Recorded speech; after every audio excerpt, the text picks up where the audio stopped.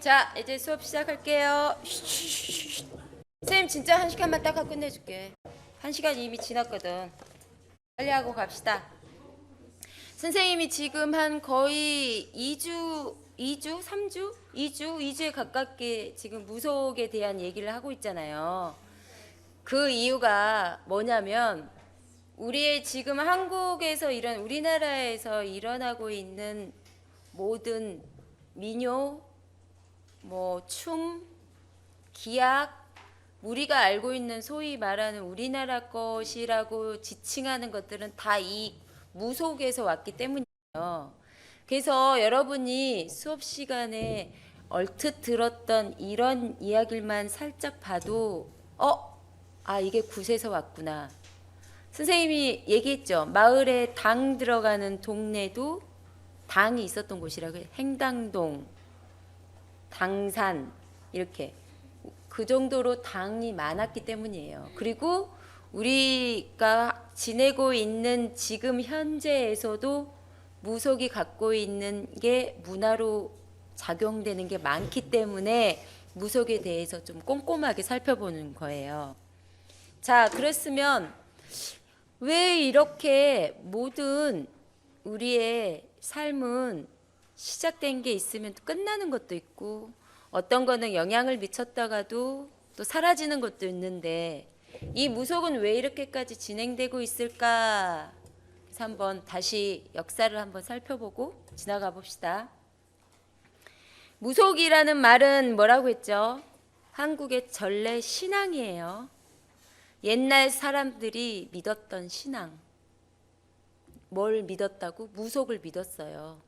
우리가 알고 있는 굿, 그다음 미신 이런 게 다 옛날에는 신앙이었다고. 그래서 그러면서 신앙이면서 무당과 그거를 집행하는 무당과 관계되는 종교 현상이에요. 그래서 넓은 의미로 봤을 때는 한국의 민간 신앙이야. 우리가 하고 있는 한국에서 일어나고 있는 우리나라에서 일어나고 있는 민속 예술, 전통 예술은 다 이 민간 신앙이었던 무속에서 다 파생된 거예요. 쉽게 얘기하면 우리 뭐 있을까? 가요 말고 그냥 민요 같은 거 하나씩은 알고 요즘 송소희가 나와서 노래 많이 하죠. 그것도 다 무속의 한 가락이야. 성주타령 이런 것도 다 무속의 한 가락이에요. 그게 전파되고 변형되면서 민요가 됐고 지금 송소희가 그래서 핸드폰 광고를 하고 있는 거야. 그렇게 생각하면 돼. 그만큼 무속이 우리나라에 뿌리 깊게 자리 잡고 있고 현재 하고 있는 예술의 아주 밑바탕이에요.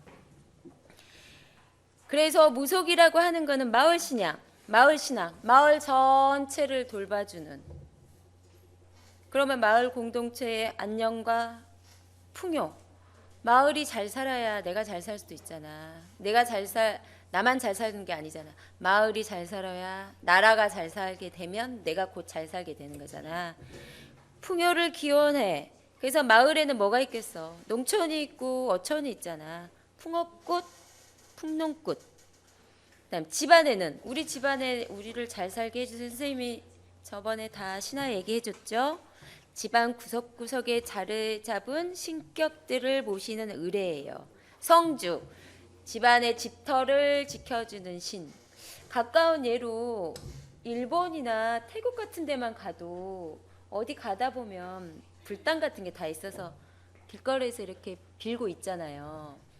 걔네들도 마찬가지야. 마을에 그렇게 귀신들을 모시는 거예요. 신앙을. 우리나라도 조금만 지방에 내려가 보면 큰 나무 밑에 요만한 돌 같은 거 쌓아놓고 하죠. 그것도 다 구세 한 종류야. 이렇게 해서 집안 신앙이고 마을 신앙인 거예요. 전복, 인간의 운명을 예언하는 거지. 그래서 인간의 운명을 예언한다는 건 사람은 항상 불안한 존재야. 내가 여기에 나가서 어떻게 될까? 나의 미래는 어떻게 될까? 항상 불안한 존재잖아요. 이 불안한 존재를 살짝 위로받는 게 누구라고? 옛날에는 누구한테 위로받았다고? 지금 현재는 자기가 믿고 있는 신앙한테 위로받잖아요. 뭔가에 믿잖아. 그때는 옛날에는 무속에 다 의존했었다는 거야. 그러면서 자기의 불안한 미래를 미리 예언해서 자기를 지키고 자기의 행복을 추구하는 거지. 그래서 무속이라는 건 즉 우리나라의 민간 신앙이다. 아시겠죠? 그럼 무교의 시작부터 알아볼까? 무교의 시작. 우리나라를 만든 우리의 최초 신앙이 누구야? 고조선이잖아. 고조선의 누구야? 당군. 그쵸? 당군이야. 당군이란 말이 뭐라고 그랬지? 단군, 단골, 단골이 뭐라고 그랬어? 전라남도 지방에 있는 무당 보고 단골이라고 그래. 그리고 지금 우리가 알고 있는 단골집, 그것도 무당집을 얘기하는 거야. 옛날에는 무속신앙이었기 때문에 자기가 무슨 일이 있거나 마을에 무슨 일이 있을 때는 무조건 무당집에 찾아가서 그거를 예언하기를 원했고 그걸로 위로받기를 원했어. 그래서 무당집 가는 걸, 단골집 가는 거를 자주 갔다고 해서 단골집으로 유래가 된 거예요. 그래서 우리의 무교의 시작은 어디서 나왔을까? 아주 간단한 예로 당군의 이야기를 들으면 알아. 환웅이 신단수 아래로 내려왔다. 그러니까 환웅이 신단수 아래로 내려왔다. 하늘에서 누군가를 모시기 위해서 내려왔다. 무속신앙, 무속을 뜻하는 거지. 이렇듯 무교의 시작은 고조선의 우리의 당군 신화로만 봤을 때도 벌써 우리는 그 전부터 무속을 믿었다는 걸 아는 거지. 그래서 그 다음에 총동기 유물 중 거울, 선생님이 지금 이 공간에서 제일 높은 사람이잖아. 여러분이 지금 다 선생님을 보고 있잖아. 선생님이 죽었어. 그래서 선생님 무덤에 갇혀, 선생님 묻어야 돼. 그러면 뭘 묻겠어? 선생님이 죽으면서 나의 유물을 다 묻어달라. 그러면 뜬금없이 막 로봇 같은 거 묻어놓겠어? 선생님이 평상시에 했던 걸 할 거 아니야. USB 담아주고 막 이럴 거 아니야. 담아야 돼. 응? 내가 평상시에 지녔던 유품들을 같이 묻어줄 거 아니야. 그래서 봤더니, 그런데 옛날에는 그랬잖아. 높은 사람만 무덤을 만들어서 제사를 지냈거든. 쉽게 얘기해서 평민들은 그냥 죽으면 그냥 간단히, 그래서 고인돌 같은 경우는 높은 제사장만, 생각해봐. 옛날에 지게가 있길 있겠어. 뭐 이렇게 하는 뭐가 있었겠어. 그걸 사람이 일일이 그걸 세웠단 말이야. 우리 조그만 돌도 한번 세우려고 해봐봐. 얼마나 힘들어. 얼마나 과학적으로 이렇게 세워서 이렇게 했겠어. 여기까지 세웠다고 쳐봐. 이걸 어떻게 올렸을까? 생각해봐. 그만큼 추대받는 사람한테 고인돌을 만들어 놓은 거잖아. 그래서 총동기 그쪽에 가서 무덤을 봤더니 높은 사람들만 무덤을 만들어줬잖아. 선생님 무덤을 파봤더니 분필이랑 USB가 나왔어. 그래서 추정을 하는 거야. 아, 이분은 옛날에 교사였거나 뭐 강의를 했던 사람이라고 추정을 하는 거잖아. 봤더니 총동기 유물 중에 거울이랑 방울이랑 칼이 있었어. 이거 뭐야? 지금 현재 우리 하면 삼집창 들고 하거나 방울 흔들죠. 거울이라는 거는 정말 높은 사람만 볼 수 있었던 거야. 근데 지금 현재 우리가 무속에서 쓰이는 칼, 방울이랑 비슷한 거라 이거지. 그래서 높은 사람들의 무덤을 파보니 이런 방울들이 있는 거 보니 역시 임금, 높은 사람들이 곧 무당이었구나라고 추정을 하는 거지. 그래서 이게 뭐야? 우리는 재정일치. 항상 그 시간 항상 배우지. 시험에 나오잖아. 재정일치. 정치하고 종교하고 같이 하나라는 거지. 그러니까 곧 정치하는 사람이 종교의 신이기도 했다 이거야. 그쵸? 그래서 시조 당군은 항상 강림신하야.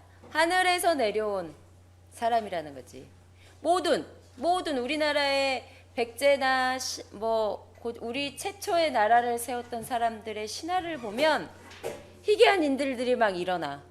갑자기 막 백마 옆에서 알이 태어났다든지 박을 깼더니 그 안에 누가 들어있다든지 뭐 이런 얘기잖아. 근데 거의 하늘에서 내려온 강림, 하늘에서 내려온 사람이 곧 우리나라를 다스렸다 하는 강림 신화랑 비슷해. 곧 그거는 하늘과 가까이 있다는 건 뭐야? 하늘을 모시는, 신을 모신다는 뜻이지. 그래서 우리나라의 아주 무속의 시작은 아주 태초가 일어났을 때부터 왕이 신을 모셨다. 무속의 역사는 그렇게 오래된 것이다 라는 뜻이에요. 시험에 안 나와서 안 하는구나. 자, 그래서 삼국시대로 한번 와볼까? 삼국사기의 이대왕 왕이 남의 차차웅이야. 남쪽에서 오는 두 번째 왕이란 뜻이야. 차차웅이라는 말은 신라어로 무당이라는 말이야. 어? 우리도 당군도 어원을 지금 당군이 쭉쭉쭉 해서 단골이라는 게 말이 됐잖아. 차차웅이란 게 무당이며 왕후고 왕을 지칭하는 호칭이야. 그러니까 왕이라고 불렀던 이연주라고 불렀던 주자가 알고 봤더니 강사라는 뜻이 숨어 있었던 거야. 선생님은 술주자 아니야. 예쁠 주자야. 응? 선생님 그러니까 차차웅 왕을 불렀던 이름을 풀이해보니까 그 당시에 무당이라는 뜻이 들어있었다는 거지.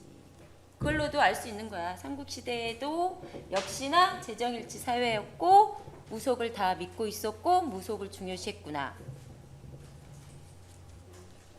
시간이 없어서 박혁거세 뭐 이런 거 알죠?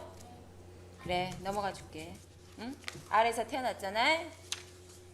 자, 우리가 제일 많이 하는 거 초영무 많이 하죠. 그리고 이거 시험에 막 나오잖아. 신라 말기의 노래. 향가라는 거는 우리나라에서 유행했던 노래라는 거야. 향가. 어? 신라 말기에 유행했던 지금 유행한 노래가 뭐니? 그래. 그것처럼 신라 말기에 정말 유행했던 노래 초연가가 있는데 초연가를 분석해 보니까 귀신을 쫓는 이야기잖아. 어? 유행했다는 건 뭐야? 만인들이 다 즐겨 불렀다는 거잖아.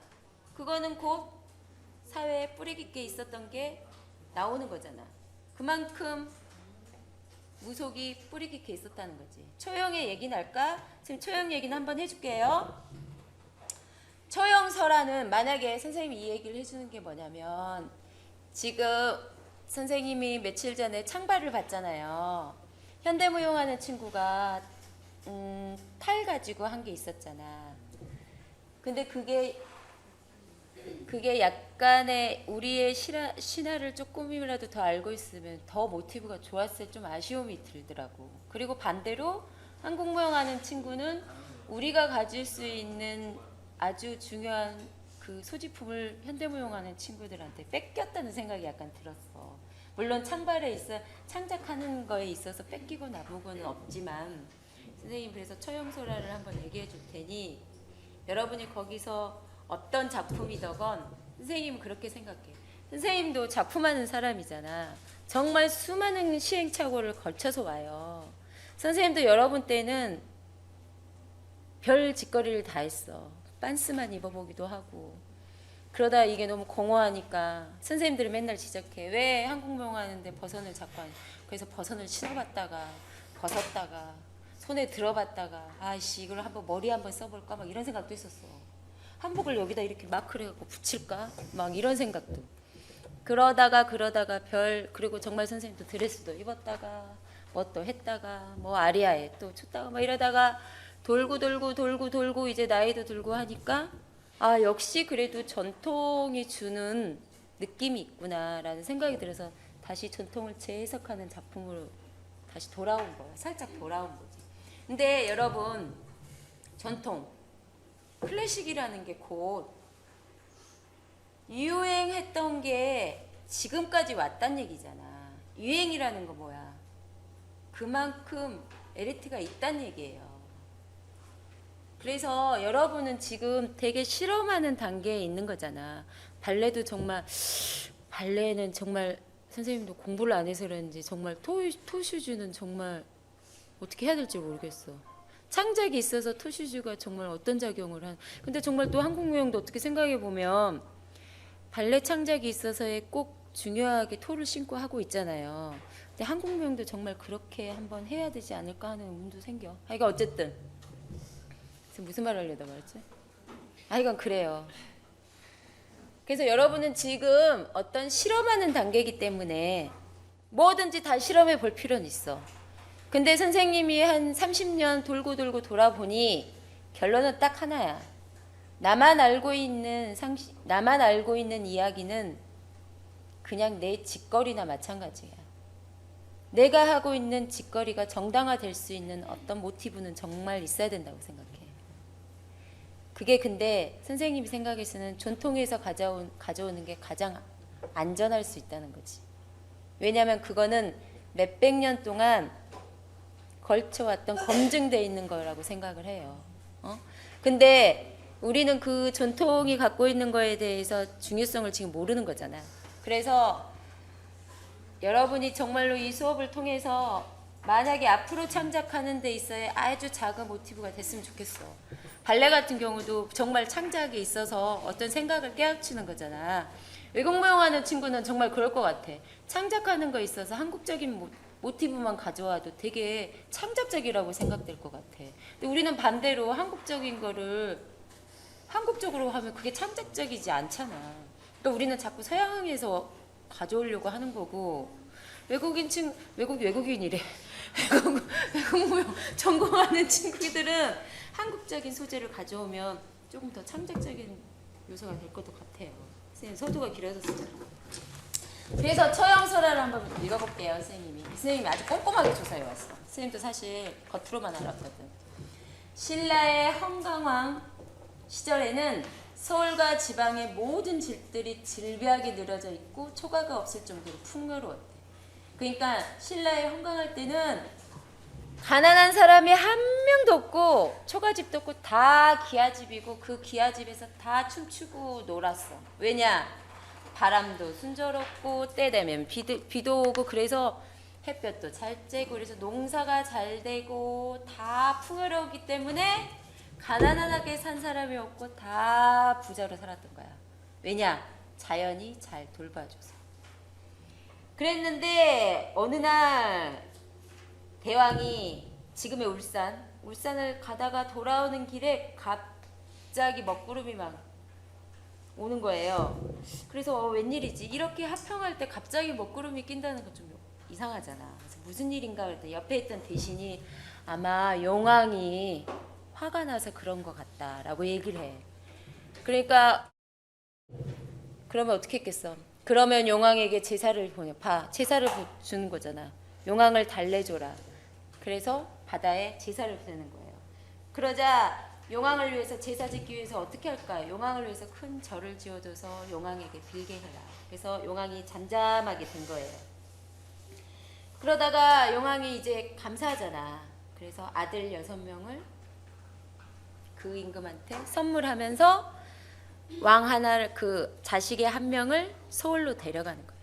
근데 이 자식 한 중에 굉장히 똑똑해. 정치도 잘하고 공부도 잘하고 왕 옆에서 모든 걸 한 이가 바로 처용이야.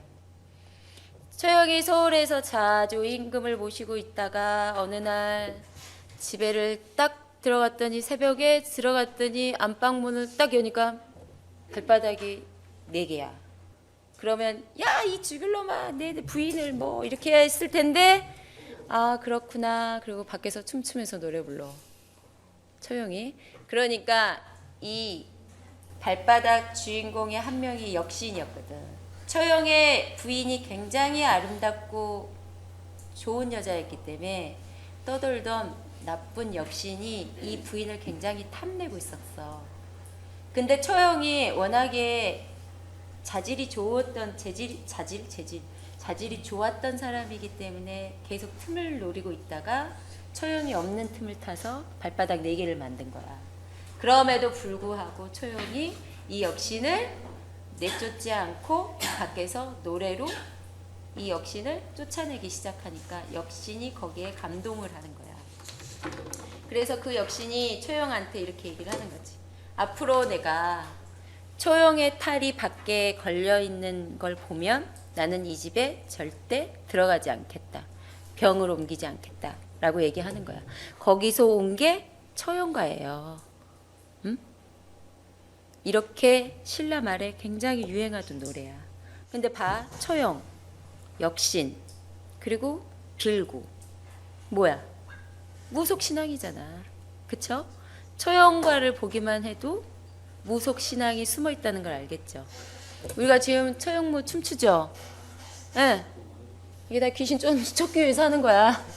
여러분, 알겠죠? 이만큼 우리의 문화 안에는 다 무속이 들어있는 거야. 신을 섬기고 신을 내쫓고. 알겠죠? 그리고 또 신라 하면 뭐 생각나? 여러분 맨날 얘기하잖아. 신라의 화랑.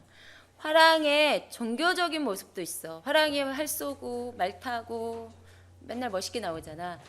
그런데 선생님이 맨 첫 시간에 얘기했잖아. 악이라고 하는 건 뭐라고 그랬어? 우리나라의 음악이라고 하는 건 선비가 지켜야 될 예라고 했잖아.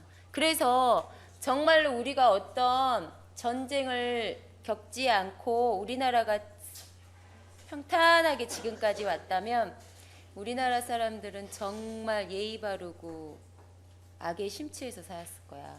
우리나라 사람들은 왜 춤추고 노는 거 정말 좋아한다고 그러잖아요. 우리는 그만큼 기질이 또 그런 기질인 거야. 그래서 이렇게 용감했던 화랑에도 종교적인 모습이 있어. 그래서 문화를 살펴보면 신라와 화랑에게는 정치적, 군사적 요소 외에도 우리는 항상 정치적, 군사적인 요소만 알고 있죠. 명산대첩, 좋은 산과 산에 찾아서 악기 연주도 하고 노래도 하는 예술적 요소도 있었어요. 화랑. 멋지지 않냐? 야, 우리도 심지어 멋진 남자가 있어. 능력도 좋아. 근데 걔가 노래도 잘해. 노래도 잘해. 막 너무 멋진데. 노래까진 좋아. 요즘 노래 잘해. 레스토랑 갔더니 피아노도 쳐줘. 멋지잖아. 능력도 있는데 막 능력도 있고 키도 크고 그리고 막 사회적으로 지위도 있는데 막 피아노. 옛날에 화랑이 이랬대. 봐봐. 그 화랑이 또 엄친아들이잖아. 귀족 신분에 있는 자제들이 하는 거였잖아. 그러니까 정말 우리 옛 선비들 쪽으로 올라가면 물론 우리는 민속적인 것도 있지만 민중들도 노래와 춤을 좋아했지만 더 선비독으로 가면 풍류를 즐겼다고 하잖아. 똑같아요. 이 화랑 얘 멋진 애들이 말 타고 딱 와가지고 화살로 딱 쏜 다음에 가야금 딱 놓고 툭 노래 부르는 거야. 술 마시고 노래하면서. 그런데 이게 예술적 진흥화부터 시작된 팔관에 우리 민족 고유의 신들을 즐겁게 하는 가무베키에 감당하는 종교적. 근데 이게 개인적으로 노래하고 춤췄던 게 아니라 좋은 산들이 올라와서 산들에게 우리나라의 사회 안정을 빌기 위해서 화랑들도 노래하고 춤췄다는 거야. 제사 비슷하게 지냈다는 거예요. 화랑들도. 내가 얘기하는 멋지고 피아노 부는 애들은 지를 위해서 지하고 지 여자친구만 위해서 했다면 화랑들은 명산에 올라가서 그리고 좋은 물에 가서 나라의 안정과 기원을 위해서 제사를 노래하고 춤을 추면서 노래하고 춤을 추면서 가무베키를 하면서 가무베키라는 말이 노래와 춤 그리고 재주를 부렸다는 소리야. 그래서 우리가 알고 있는 화랑의 모습에는 정치적이고 군사적인 모습도 있지만 무속적이고 예술적인 면도 있었어요. 팔관회라는 건 뭐냐? 팔관회 자체가 아까 얘기했죠. 화랑이 명산대첩에 가서 팔관회를 주관했고 팔관회를 주관하면서 가무베키를 연행했다라고 말 나왔죠. 팔관회는 뭐야? 팔관회 자체가 하늘을 섬기고 용신, 바람 이런 것들을 주재한다는 거야. 그러니까 우리나라 무속이 우리가 알고 있는 지금 현재 알고 있는 아주 천하 신분들이 아니고 더 위에 고위 자제들도 무속을 다 즐겼고 쉽게 얘기하면 무당의 노릇을 다 했단 소리야. 왜냐? 재정일치니까. 무슨 얘기인지 아시겠죠? 그래서 팔관의 의식이라는 건 우리의 안녕을 위해서 산에다가 용운, 하늘에다 비는 거예요. 백희가무를 성의하였다. 노래와 춤추고 여러 가지 재주를 부려서 산과 좋은 물터에서 신들을 즐겁게 만들어서 우리의 안정을 찾았다. 이런 뜻이야. 화랑이. 그래서 신라 진흥한 때 생겨서 숭상받은 국선 또는 화랑은 팔관해와 더불어 고려 때도 성행했다가 점점 쇠퇴하게 돼요. 자, 가무백희 얘기했죠. 쉽게 얘기하면 약간 무속이랑 굿이랑 가무백희랑 팔관에는 약간 동떨어진 느낌도 있어요. 가무백희는 연희하는 거야, 노는 거야. 이 가무백희가 우리가 하고 있는 탈춤, 뭐 우리 하는 줄타기, 민속에 나오는 거 있죠. 그런 게 다 가무백희에 들어가. 근데 굿은 뭘 비는 거잖아. 굿 안에 속해 있는 게 가무백희야. 그런데 넓은 포괄적으로 봤을 때는 가무백희도 누군가한테 비는 거잖아. 즐거움을 선사하는 게 이것도 무속의 한 거라고 생각할 수 있어요. 넓은 포괄적으로 얘기했을 때. 가무백희는 국가에서 주관하는 각종 행사나 연희에서 베풀어졌던 노래, 춤, 기회, 기회, 뭐랄까, 기회적인 거. 우리 줄타기 있죠. 줄타기. 그런 것도 기회에 속해. 그래서 기약백희, 가무잡희, 백희잡기라고도 해요. 그래서 우리가 어떤 영화 보다가 가무백희 하면 이렇게 얘기해. 아, 춤 노래하고 기회했던 거. 응? 각종 노래와 춤이 종합적으로 연행되는 것을 일컫는 전통사회 용어예요. 가무라는 건 노래와 춤. 우리 가무에 능하잖아. 앞에가 음주가 안 들어가서 그러지. 그렇지? 백희는 많은 놀이. 여러 종류의 악가무가 연행되는 놀이를 뜻해요. 그래서 아까 얘기했죠. 신라 때 팔관회를 했다가 고려 때까지 왔다가 고려 때 점점 쇠퇴했다고 했죠. 왜냐하면 고려를 창건한 태조는 신라의 고풍을 그대로 답습했어. 거의 많이 답습했기 때문에 팔관회가 그대로 왔던 거예요. 화랑 또는 설랑이 명산대첩에서 용신이나 국가 태평을 비는 팔관회와 불교의식인 연등회가 그 일례예요.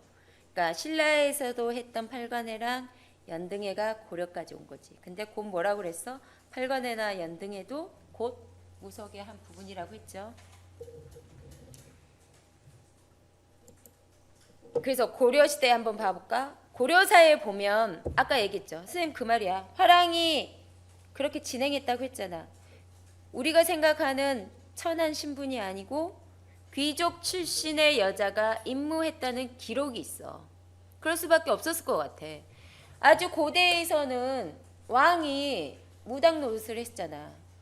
그러면서 점점 철기 문화가 들어오면서 옛날에는 다 같이 골고루 농사 짓고 살았지만 철기 문화, 어떤 농기구를 만들 수 있는 게 오면서 어떻게 했겠어? 서로 땅 싸움이 났겠지? 그러면서 종교하고 정치하고는 약간 분류가 됐겠지. 하지만 그대로 남아있다고 그랬잖아. 그랬기 때문에 고려까지는 왔을 때는 귀족 출신들의 무당들이 굉장히 많았어. 화랑도 그렇게 무당의 역할을 비슷하게 했다고 했잖아. 그래서 고려사에 보면 귀족 출신의 여자가 임무했다는 기록도 남아있어요. 그게 바로 선관이라고 그래. 귀족의 자제들이 무당이 된 게 선관. 그래서 이 선관들이 팔관에는 뭐라 해서 넓은 범위로 무속이라고 했죠. 귀족 자제들이 팔관회를 주관했다고 설이 있는 거야. 그리고 또 아무리 쇠퇴했다고 했지만 인간의 힘으로 할 수 없는 것들, 가뭄이 들거나 병이 들었을 때는 무당을 불러서 기우제를 했어. 우리가 알고 있는 강강술래 있죠. 강강술래도 기우제의 한 일부예요. 여자가 달에서 원을 만들고 놀잖아. 여자는 뭐야? 달은 뭐야? 저녁은 뭐야? 음이 모여 있어. 비는 뭐야? 왜 음이 이렇게 많이 모였을까? 양이 너무 세서. 양이 너무 세니까 모일 수 있는 음을 모두 모아서 양의 기운을 낮추는 거야. 양이 뭐야? 태양. 그래서 기우제의 한 예로 보는 게 선생님 맞다고 생각해. 그래서 강원도, 이게 지금 관광술래는 전라남도 지방에만 하고 있어서 전라남도에만 있는 게 아니고 전국에 그런 형태의 원을 돌고 여자들이 그런 형태는 전국에 다 있어요. 그래서 정말 가물 때는 여자들이 했던 달거리를 하늘로 흔들고 원을 만들면서 돌았다는 것도 있어. 음을 굉장히 극대화시키는 거야. 아시겠죠? 그 다음에 이 무당들한테 있잖아, 세금을 매겼어. 무포세라고. 그러니까 봐봐, 내가 세금을 낸다는 건 뭐야? 무당짓이래. 구술해서 돈을 벌었던 걸 나라에 세금을 냈다는 거 뭐야? 나라에서 구술 인정했다는 거지. 나라에서 나한테 세금을 얼마나 많이 뜯어가게? 엄청 많이 뜯어가. 내가 강사니까. 내 직업을 인정하기 때문에 나라에다가 세금을 내는 거잖아. 근데 이 무업을 하는 사람들한테 세금을 냈어. 그러니까 그 직업을 인정을 해주는 거야. 그래서 이게 나주 금성산업이나 각지의 성황당 기록에 뭐가 나요? 나라에서 이 당의 재물을 지원을 얼마를 했네 하는 기록이 있어. 나라에서 무속을 안 한 게 아니고 계속 했다는 거지. 그래서 지금 불광동 지나서 연신내 지나서 구파발 가는 곳에 부군당이 하나 있어. 이름이 뭐더라? 금성당. 그 진간동에 사시는 분은 그 하나고등학교 옆에 부군당이 있어. 금성당이라고. 그 금성당을 나라에서 지원했다는 세금 계산서, 쉽게 얘기하면 그런 계산서가 있어. 그러니까 나라에서 그런 당도 지원해줬다는 거예요. 그리고 강식무에 대한 기록도 있어. 갑자기 저 현주가 갑자기 벼락을 맞더니 무당이 되었네 하고 기록도 남아 있어요. 그런데 이렇게 재정일치했는데 갑자기 왜 신앙이 갑자기 정치 쪽으로 밑으로 들어가? 옛날에는 둘이 똑같았잖아, 등치가. 근데 지금 이 무속 신앙이 정치 밑으로 왜 갔을까? 딱 하나야. 철기 문화가, 그러니까 문화가 이제 변화되면서 농업을 했다가 이제 모든 게 좀 산업화되면서 변화되기 시작하니까 내가 지금은 자연에 대해서 구속하고 살지만 이제 점점 어떤 인간으로서 해갈 수 있는 일들이 많게 되잖아. 그러니까 신앙이 점점 쇠퇴되기 시작하는 거예요. 그래서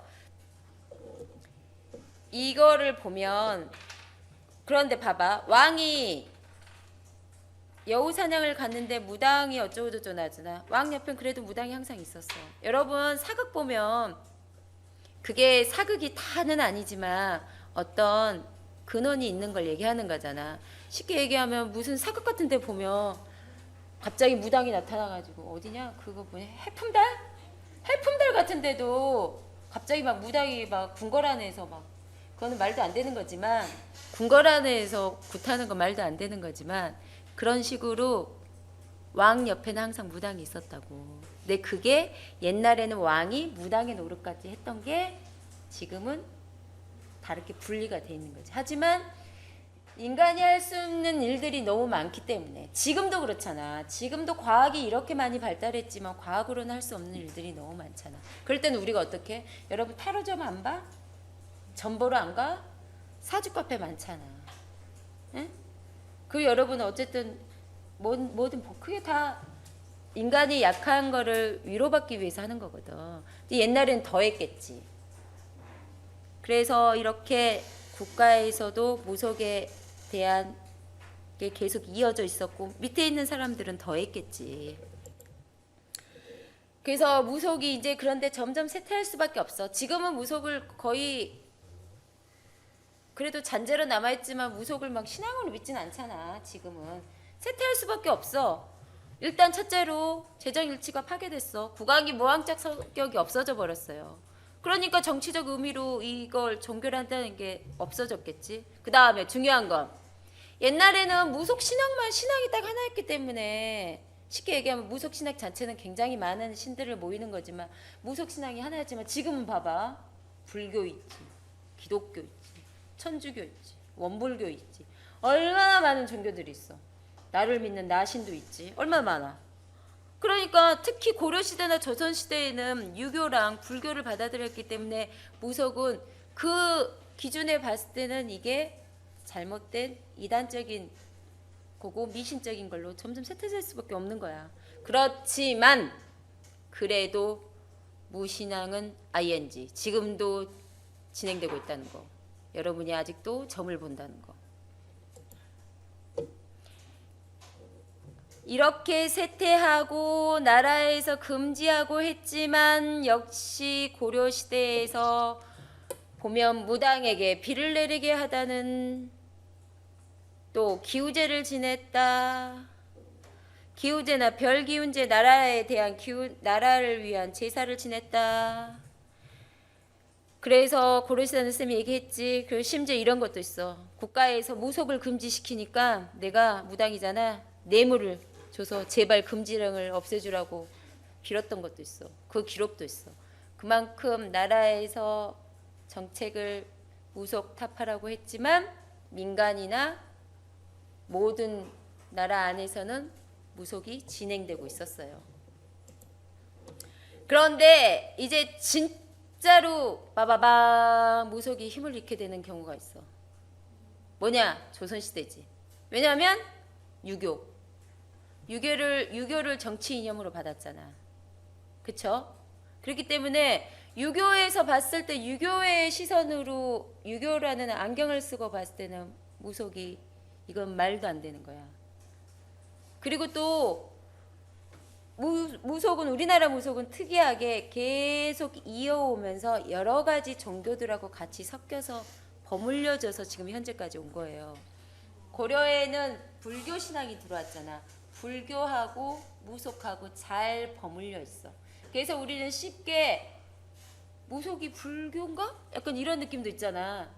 그림 그릇도 그렇고 탱화도 그렇고 이런 게 약간 비슷하잖아. 이게 왜냐? 고려시대 때 불교하고 잘 섞여 있어. 그 다음에 우리 뭐 이렇게 돼 유세차 뭐 저저고 하는 거 보죠. 그거는 유교식이야. 그러니까 우리나라 무교는 불교하고 유교가 잘 버물려 있어요. 그렇지만 조선시대에 왔을 때는 불교 고려를 업고 조선이 된 거잖아. 그러니까 불교도 안 되고 무속도 안 되고 온리 유교야.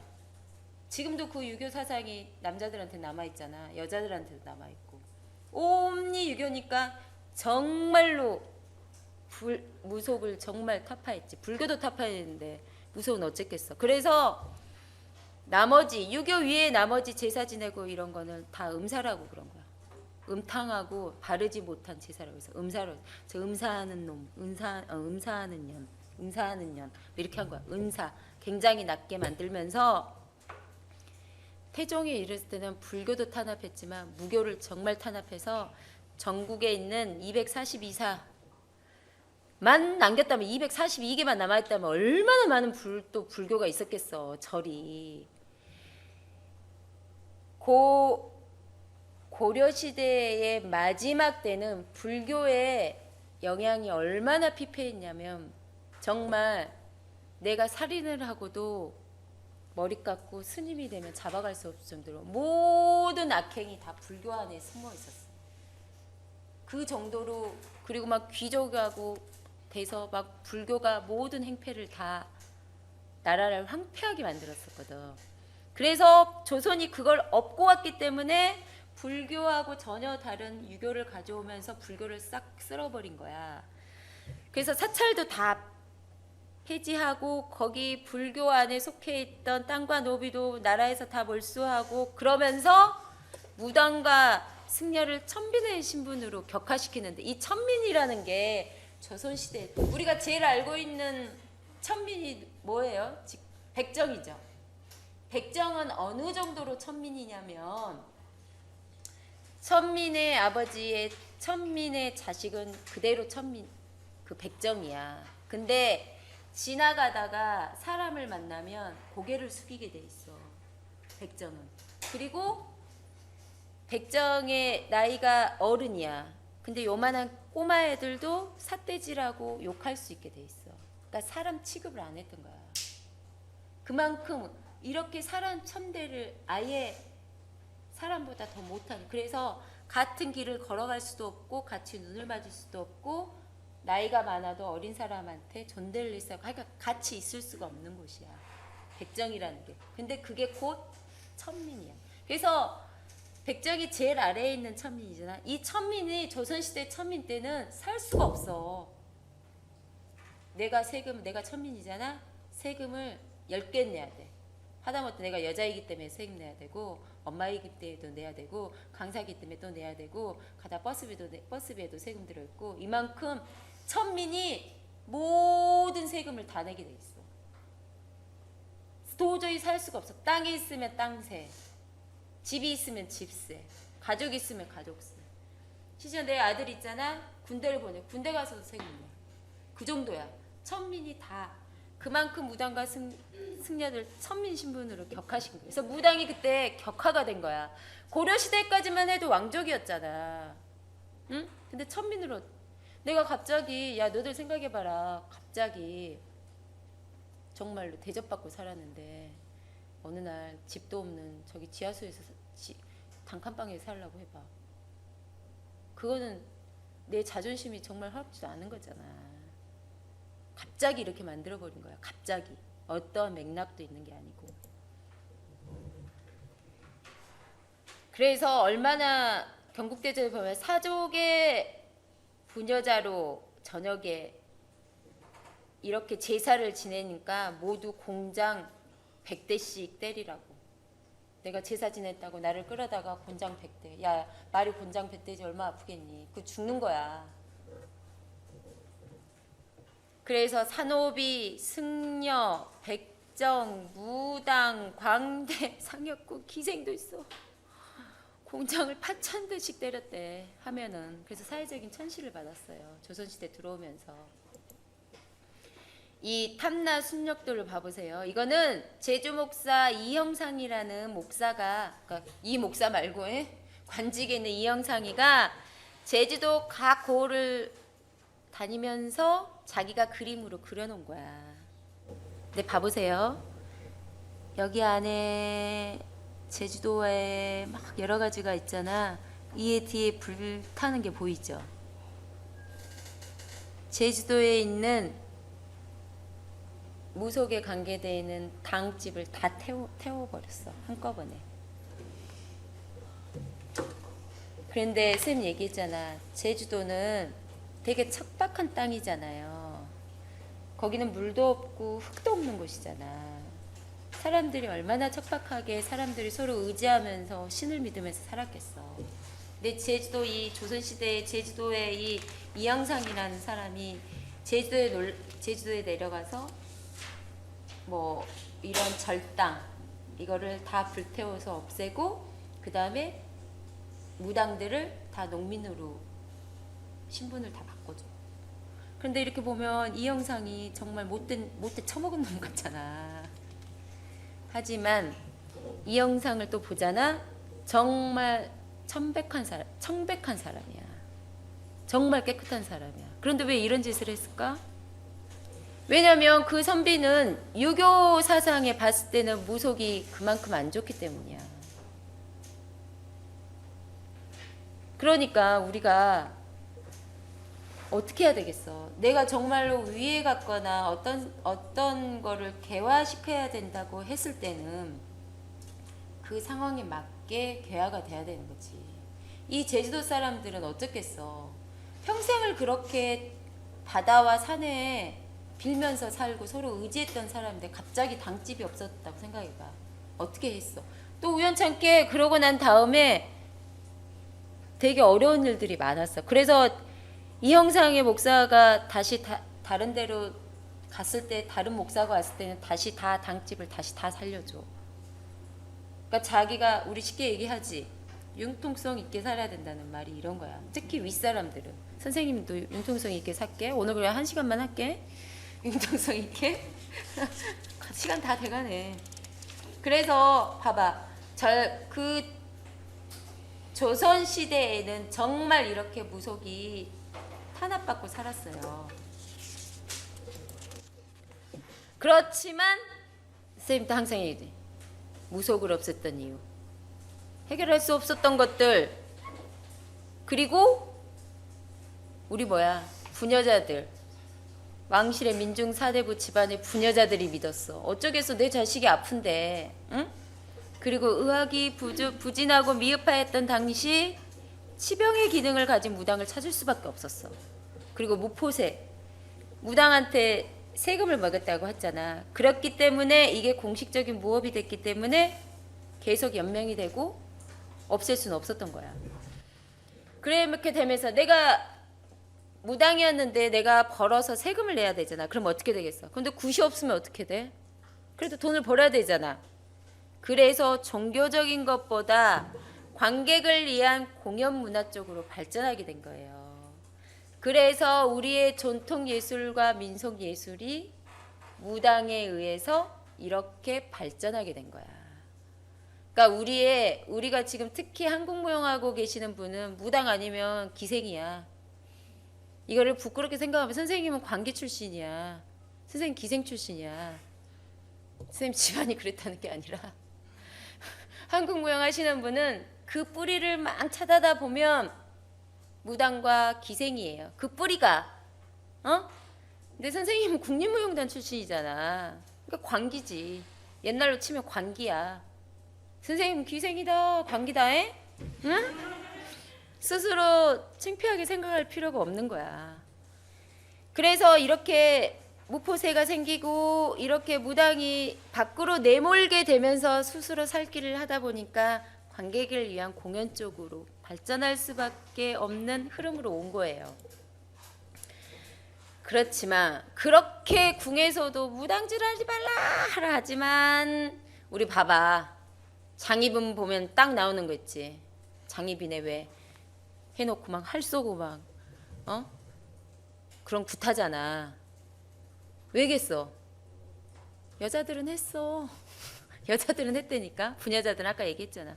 그리고 유교로서는 할 수 없는 것들이 많다고 그랬잖아. 그리고 얘기했잖아. 부군당이라는 말 자체가 지방 관아에서 관리하는 당집이 부군당이야. 나라에서는 대통령이 하지마 이랬는데 저기 인천 군수가 야 저기 부군당에서는 가서 좀 벽돌 좀 잘 쌓아봐 이렇게 된 거야. 왜냐면 마을 사람들이 하고 있으니까. 시책이랑 안 맞잖아. 사람들은 하고 있었으니까. 거기다가 여자들이 유교에서는 여자들이 되게 밑에 있었지만 그래도 어떡해. 집안을 이끈 건 여자들이잖아. 여자들이 아직도 하고 있었잖아. 그래서 우리가 지금 지나가다가 부군당 어디 이렇게 가지? 그거는 관할에서 했던 당이에요. 그래서 조선 후기의 무당은 궁궐을 담당하는 국무. 그럼에도 불구하고 궁궐에서의 무당은 국무. 그리고 지방에서 하는 무당을 아무. 선생님이 만약에 그 무당 출신이면 선생님은 국무. 그리고 만약에 저쪽 시립무용단이면 아무. 알겠죠? 선생님은 관기. 오케이? 그러면서 어떻게 되냐? 그렇지만 무당이 다 서울 사대문 밖으로 한강 밖으로 쫓겨나. 근데 이거는 쫓겨났지만 그래도 다 성행하고 있었어요. 그래서 우리 무부들이 우리 왜 이렇게 보면 무당들 옆에서 반주하고 계시는 사람들은 다 무당의 남편이야. 사실은 무부라고 해. 그 무부들이 지금은 아니었지만 옛날에는 거의 그렇게 무당의 남편들이 무부고 다 쇠제비야. 그 무부들이 시장으로 나오게 되면서 우리의 지금 예술 문화가 이렇게 발달하게 된 거예요. 그래서 중앙에 되게 성행하게 됐잖아. 이제 예술 문화에 가깝게 됐잖아. 시장에 맞춰서. 그러다 보니까 이상하게 호남에 있는 전라도에 있는 민요풍 노래들이 여기 서울에서 유행하는 이유가 그 당시에 호남에 있던 무당들이 다 서울로 지방으로 올라와서 연행을 많이 했기 때문에 호남에 있는 무당들은 거의 서울로 입성하게 되면서 호남 지방에 있는 무당들은 쇠퇴하게 되는 거예요. 그래서 조선 후기에 고을굿은 여전히 지속됐고 유교적 동제의 정착으로 전래 마을굿은 별신굿이라는 이름으로 계속 이어져 있었고, 선생님 얘기했죠. 무속의 불교적인 요소도 잘 버물려져 있고, 둘의 발달로 전라도 지방은 마을 단위가 아니고 농악이나 줄다리기로 넘어가게 된 거야. 개인 무당, 개인 굿이 아니고 집단, 놀이로. 그래서 무속 신앙이 약화되면서 어떻게 돼서 무속이 세속화되는 거야. 근데 아까 얘기했잖아. 이렇게 궁궐에서도 무당인가 무속을 못하겠다고 했잖아. 근데 우리가 알고 있는 왕비 중에 굿을 정말 좋아했던 왕이 있어. 여왕, 왕비, 마지막 왕비. 어? 명성황후. 민비는 이틀에 한 번꼴로 궁궐에서 굿을 했어. 그래서 그 민비 당시 때 진령군이라고 무당이 관직도 했어. 그만큼 민비가 굿을 굉장히 좋아했어. 그 굿을 왜 좋아하게 됐냐면 이모군란 때 농민들이 참다가 밀란을 일으키잖아. 그래서 궁궐까지 쳐들어오게 되잖아요. 그래서 민비가 도망을 가잖아. 홍계훈이 야 이거는 내 누이다 그렇게 해서 막 그러면 영화에 막 나오잖아. 빠바바 막 되게 멋진 남자가 갑자기 명성황후를 막 업고 막 그게 홍계훈이야. 그냥 일개 그냥. 그래서 피신을 시키잖아. 피신을 시켜서 내가 언제쯤 서울로 입성하게 될까? 그럴 때 그 동네에 살고 있던 굿하는 여자가, 홀로 사는 무당 여자가 딱 보니까 아무래도 이상하거든. 이게 형색이 좋거든. 보고서는 벌써 듣고선 8월 달 해가 뜨거든 서울로 입성할 거요 했는데 거야. 그래서 민비가 거기에 혹해서 그 무당을 데리고 서울까지 들어와. 궁궐까지. 그래서 궁궐에 들어오면 뭐라고 그랬어? 벼슬을 줘야 된다 그랬죠. 그래서 진령군이라는 벼슬을 줘. 그래서 옆에 항상 데리고 있어. 그런데 조선 말기 때는 밀란이 왜 일어났어? 정말 먹고 살 게 없어서 우리나라 군인들은 있잖아.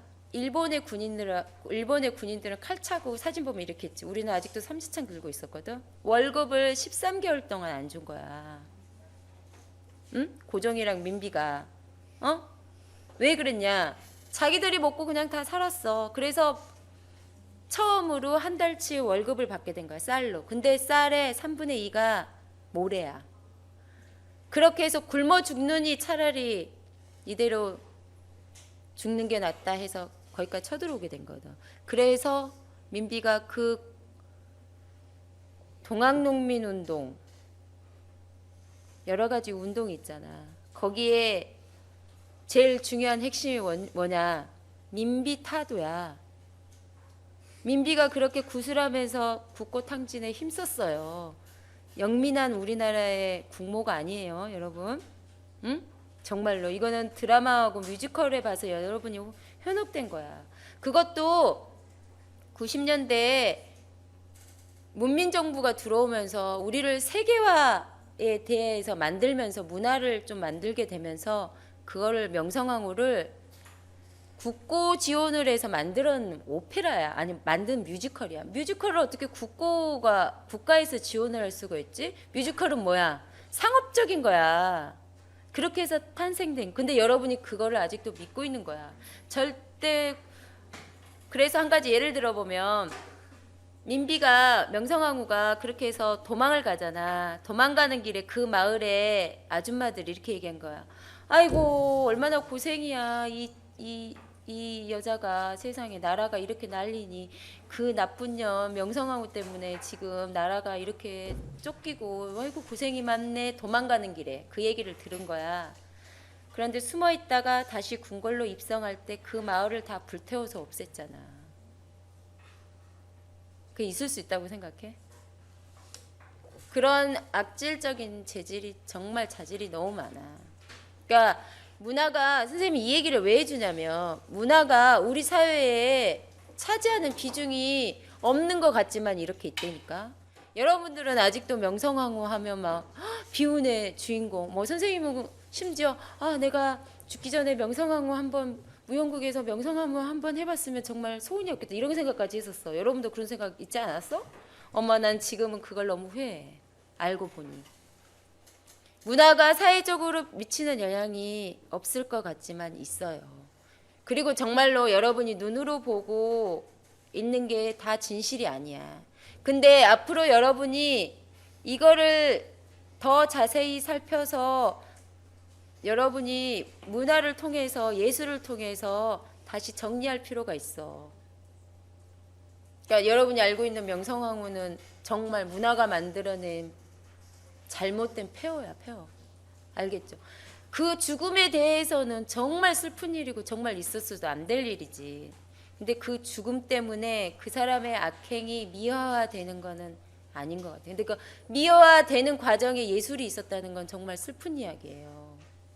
여러분이 앞으로 작품을 하거나 예술 작품을 보거나 만들 때는 항상 이런 맥락 안에서 해야 돼. 어떤 나의 무대에서 일어난 행위가 큰 파장을 일으킬 수도 있어. 아셨죠? 꾸물꾸물 되는 거야. 어디 봐. 그래서 이렇게 해서 됐어요. 정말 무속이 지금 우리가 생각하고 있는 미신, 무당은 천한 것, 정말 해서는 안 되는 것, 업신여기게 된 이유는 뭐겠어? 일제시대지. 쌤 얘기했잖아. 일제가 들어오면서 문화말살, 물론 우리가 사회적으로 쇠퇴하고도 있었던 것도 있었지만 이런 시대적인 흐름도 있었지만 그럼에도 불구하고 무속은 우리나라에서 지속되고 있었지만 결과적으로는 일제시대가 된 거지. 그러면서 이상하다. 왜 이런 한국민들은 왜 이렇게 쓰러지지 않고 왜 자꾸 일어나게 되는가를 연구해 보니 그 안에 무속이라는 게 있었던가. 무속을 하게 되면 어떻게? 굿하게 되면. 쌤 초반에 얘기했잖아. 굿이라는 건 나라의 잔치라고 얘기했잖아. 그러면 사람이 모이게 되는 거잖아. 모이면 어떻게 돼? 뭔가를 행동할 수 있는 근거지가 되는 거잖아. 그래서 굿을 전면적으로 다 없애기를. 그래서 경찰 처벌, 무속을 하는 자는 곧 경찰 처벌이야. 이렇게 만든 거. 그래서 무속을 우리가 하는 행위를 일본에서는 위생과 치안, 야 사람이 많이 모이면 더러워지고 우리를 더럽게 본 거야. 더러워지고 위생상 관리법에 어긋나니까 치안 유지를 위해서 다 없애. 제주도에는 심지어 그 많은 무당들이 다 경찰에 연행되고 그랬던 경우도 많아. 그러면서 일본의 문화말살 정책으로 인해서 정말 무속은 정말 나동골에 치지고 아직도 그 의식에 우린 쌓여 있어. 그리고 또 하나, 자국민이 자국민 스스로 무속을 없애는 게 새마을운동이야. 새마을운동 뭐야? 잘 살아보세. 옛날 건 다 없애고 새롭게 만드세요. 그래서 옛날 거를 정말 새마을운동이 우리의 모든 전통 예술을 거의 싸그리 없애버렸어. 우리 스위스나 좋은 나라 정말 우리가 관광 가면 뭐 관광해? 그 나라의 아주 오래된 전통을 보러 가잖아. 물론 현재에 있는지 현실에 있는 것도 보지만 결국에 관광하는 건 뭐예요? 그 나라의 오래된 역사를 보러 가는 거잖아. 그러면서 경이롭게 보잖아. 근데 우리는 지금 봐봐봐. 경복궁 말고는 주변에 뭐 있어? 다 들어 엎었잖아. 여러분 세대 이제 더 위로 가면 이제 더 없을걸? 그렇잖아. 우리가 유럽 같은 데 가면 뭐 보러 가요? 유럽의 전통을 보러 가잖아. 왠지 모르게 고즈넉해 보이고 왠지 모르게 막 슈퍼 갔는데도 옛날 벽돌이 막 5,000년 된 것 같고 막 이러잖아. 우리는 다 해봤자 50년밖에 안 되잖아. 이 새마을 운동이 모든 걸 다 갈아엎은 거야. 그러면서 우리가 알고 있는 문화나 전통 같은 것도 싹 갈아엎었어요. 그러면서 우리가 지금까지도 우리의 전통에 대해서는 특히 그리고 우리 전통에 있어서 되게 저하로 보는 게 많아. 다 끝났어. 그런데 그나마 다행이야. 현재 무속은 어떻게 됐어? 나처럼 무속에 대해서 새롭게 얘기하는 선생님들이 점점 많아져. 왜냐? 1980년대 이후부터는 원형이 복구되고 개선돼야 된다고 외치는 학자들이 많게 돼. 그래서 무당이 한국의 전통 문화를 잇고 있는 한 흐름으로 이제 파악되고 무당들이 이제 드디어 국가적인 차원에서 무형문화재로 다 지정돼 있어요. 경기도 도당꽃, 그 다음에 식긴굿, 별신굿이 다 국가 무형문화재로 지정돼 있어. 그래서 마지막 이것만 알면 돼. 이거 얘기하려고 여태껏 3주 동안 한 거야. 무속은 우리 고유의 문화를 내포하고 있어요. 우리가 알고 있는 음악, 춤, 서사무가, 말로 전해지는 이야기, 그 다음에 복식. 무당들이 그때 가장 화려하게 입었던 패션 1인자야. 복식, 음식, 그리고 연극적인 거, 이게 다 구단에 들어있는 거예요. 종교적인 측면보다는 이제는 예술적인 면에 더 주목할 필요도 있어요. 하지만 우리의 무속 신앙이었어요. 갈 준비하는구나 너. 무속 신앙은 야 우선 펴지 그래. 무속 신앙은 우리의 역사와 문화의 근간을 이루고 있는 거예요. 중요한 사상이고 철학이고 신앙입니다. 그리고 무엇보다 굿이 우리의 신앙이고 가치 있는 요소들이 많기 때문에 우리가 이것을 잘 보듬어서 미래를 향해 나갈 필요가 있어. 알았죠? 굿을 이제 미래 지향적으로 봐야 돼.